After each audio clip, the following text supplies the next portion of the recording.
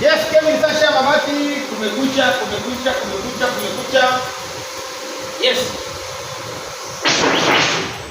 Hiki kinachoshika hapa, hii ni roller. Ni roller ambayo iko peni kabisa. Inasubiri wewe ufanye malipo tuweze kukuzalishia bali. Na sisi hatulazi oda ya mteja hata kwa bahati mbaya.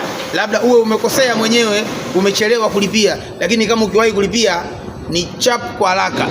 Yaani unalipia asubuhi, unasubiri masaa mawili, lisali 1.5, hata nusu saa kulingana na ukubwa wa oda yako. Unaweza kuchukua bahati. Nyuma ya uzalishaji ukiwa unasimamiwa na Kevin Sasha Mabati. Ushafanya malipo yako, ni chap kwa haraka, bati yako inazalishwa, tunapakia.